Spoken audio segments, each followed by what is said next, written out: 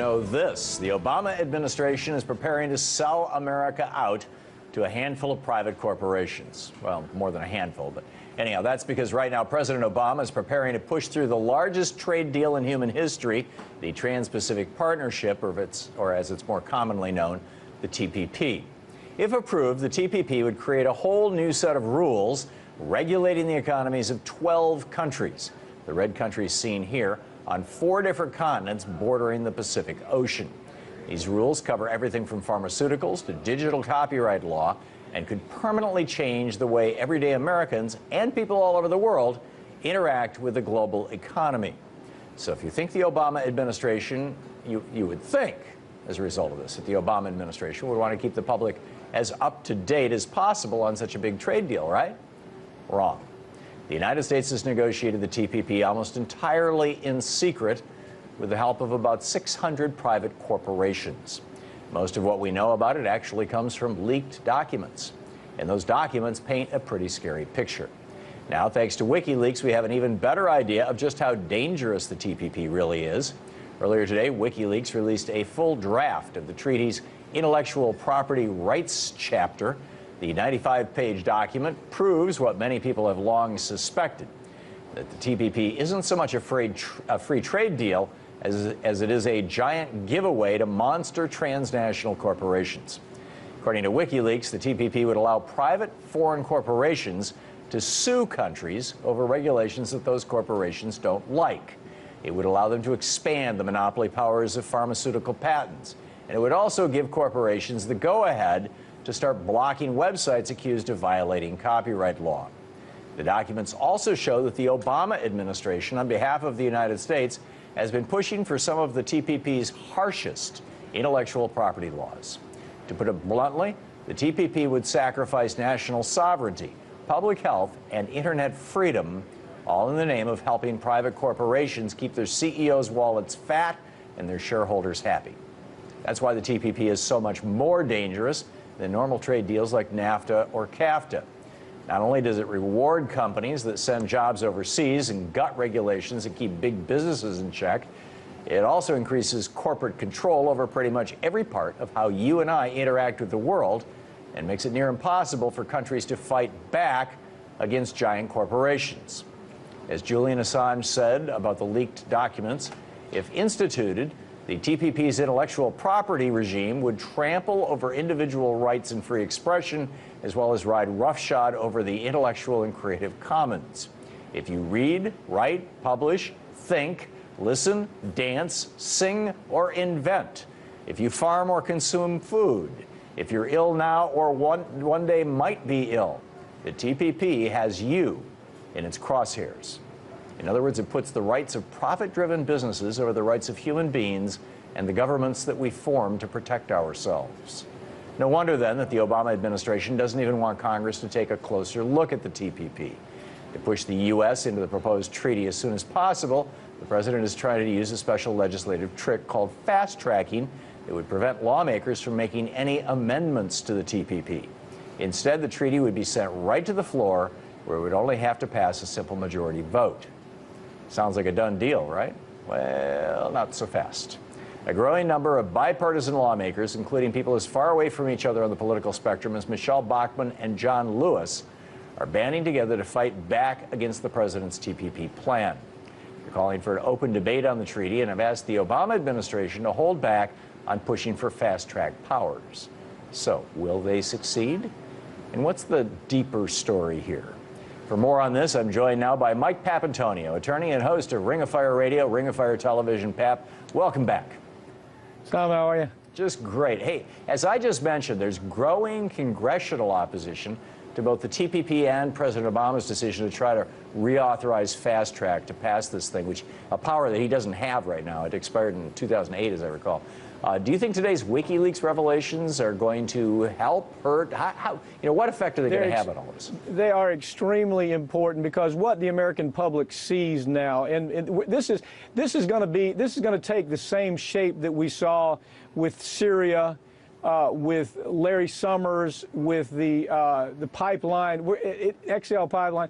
You're going to see so much anger about this once people understand what has been happening to them behind closed doors. It's so secretive, as a matter of fact, that even the people working on it had to sign a classified information non-disclosure agreement, and that's how he's kept it secret. But real problematic is, why would a president that runs on the idea of being the people's candidate want to keep this so quiet when it puts so many people out of jobs and is such a huge threat to every facet of the American public? Why would he want to keep that secret? That's the big question. I think I know the answer. Yeah, I was going to say, I'm guessing for you that's not a rhetorical question. What do you think the answer is?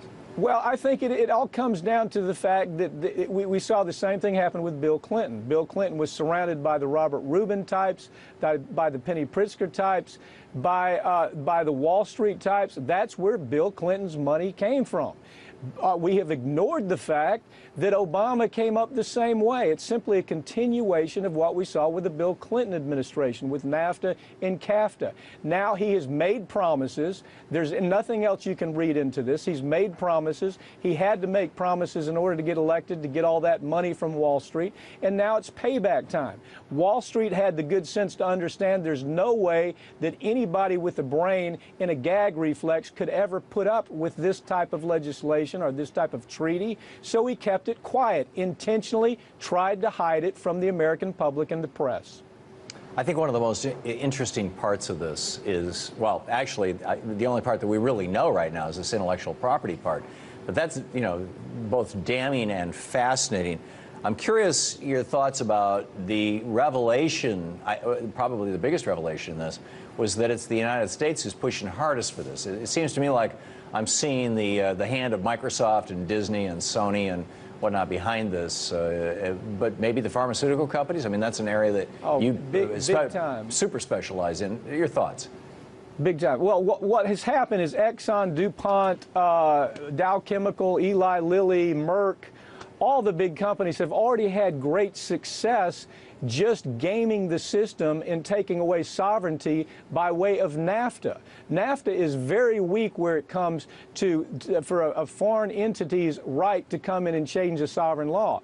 TPP puts NAFTA on steroids. But already we've seen the oil companies force people in Canada that said, you know, we don't want you drilling in our backyard. They've been forced, they've been sued, and the legislation that prevents that drilling has been thrown to the side. Same way with fracking, same way with pricing of pharmaceuticals.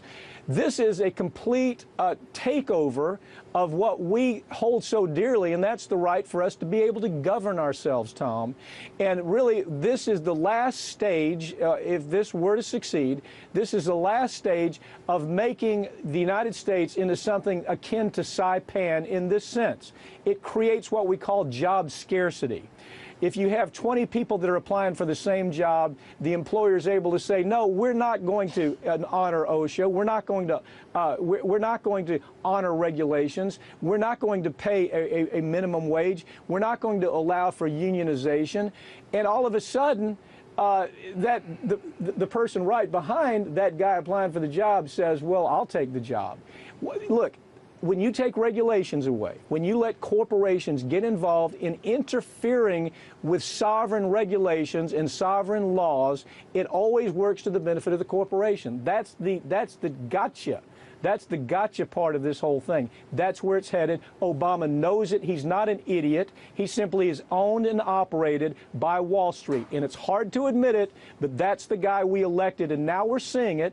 This is a telltale of what this man really is all about. Why else would he keep it a secret? What's the word on when this thing is going to drop? Well, I think at this point it's going to be slowed down dramatically. That what's going to happen is they have to get this through with Obama. He has to be the guy, because there's a good possibility that Hillary won't be able to do it. Hillary's going to be running for cover as she sees this pendulum swing and progressives get more and more involved with saying, you know, damn it, we're tired of centrist politics. We're tired of Democrats acting like damn Republicans. And Hillary, you better not stand behind this. So Obama is the last chance they have. They're going to put full tilt, full speed behind this thing every way they can. And the only thing that's going to stop it, Sam, the only thing that's going to stop Tom, is people like you and me and Sam, who I was talking about, this radio show with me, and Bobby Kennedy, and the people that are out in the media. That is not mainstream media, but the citizens' media. They're going to stop this. This is where the anger. This is where the real anger is going to come in. Yeah, 30 seconds, Pap. There's absolute radio silence in the corporate media on this. Why? Oh, they want it. Listen, this is great for corporate media. It sells more. It sells more goods. Anytime you sell more goods, advertisers are happy. And the guys on the 50th floor with that MBA that could not care less about the future of this country, they make more bonus money. Yeah, incredible. Mike Papantonio, thanks so much for being with us. Thank you, Tom. And I think your analysis is